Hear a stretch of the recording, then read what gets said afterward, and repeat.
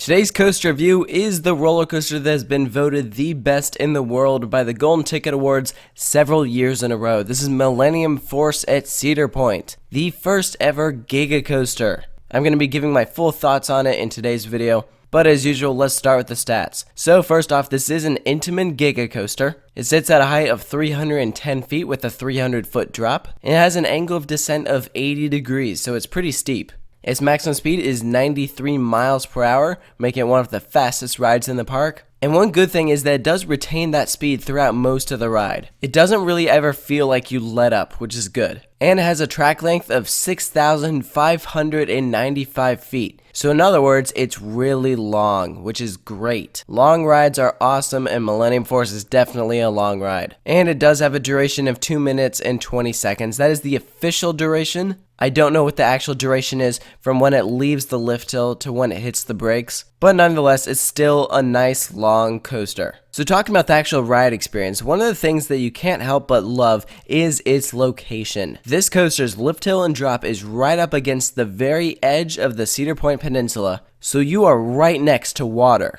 So the view is fantastic. This coaster gives the best view out of any other roller coaster at Cedar Point. I don't know if that will change with Valraven, but as of right now, Millennium Force has a fantastic view. And because you're spending a considerable amount of time on the lift hill, there's time to take in that view, which is great. Now something to know is that Millennium Force does have lockers. So if you plan on going to Cedar Point, it's not a bad idea to consider just sticking everything in your pockets so that you don't have to buy a locker. And they have that set up because of the way Millennium Force loads and unloads. You get off at a different location. So let's get into the ride experience. First off, you're going to start with a cable lift up to the top of this lift hill. There's no clickety-clack, it is all very quiet and smooth. And then you go over this big arch into this 80-degree drop. And this is a great drop for a roller coaster. It's a nice long drop, you just feel like you're continuously falling, and then you just pull out and go into this humongous overbank turn. And this is a hard bank, so you are literally on your side. Following that, you're going to go into a tunnel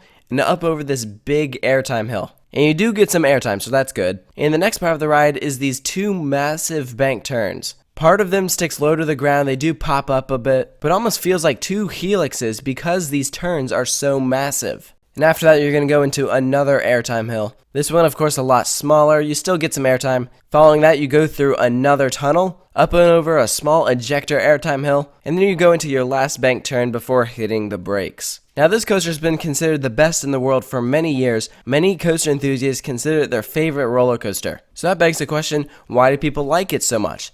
And I think part of the reason is because of its height and speed. It is tall, so you have a big drop. It goes fast and it keeps that speed, and with a nice long ride duration, it's the perfect formula for a good roller coaster. If I had to give one critique though, it would be that this coaster doesn't have the intensity of many others. When you compare it to the two other Cedar Fair Giga coasters, both of them are more intense than this one. But also, this was the first roller coaster to go over 300 feet. This pushed the edge of what roller coasters can do. This was a major thing that happened in the amusement park industry. And I think a lot of people like this coaster because of its significance.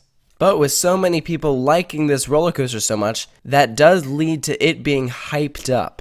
And I think my problem was that it was hyped up so much that I was left leaving disappointed because it didn't meet my expectations, which were absurdly high. This is a good roller coaster, but I do think it is overrated. I do prefer the other two Giga coasters at the Cedar Fair parks, and I even prefer Maverick, which is in the same exact park. But do I like Millennium Force? Of course I do. This is still a great roller coaster, but I just don't think it is as good as many people make it out to be. So that begs the question, how could Millennium Force have been better? I mentioned intensity, but I also think that its layout could have had a little more oomph to it. Some people will criticize Millennium Force's layout for being boring. I don't think this is a boring roller coaster, but I think its layout could have been a bit better. Of course, going back to the time that it was created, this was probably the best that they could do, and with the land they had to work with, I don't know how much better they could have made it, but I think that Fury 325 and Intimidator 325 have superior layouts. If Millennium Force just had a slightly different layout, maybe a really good high intensity moment, or perhaps some airtime hills that are really just nuts, I wouldn't really define Millennium Force's two big floater airtime hills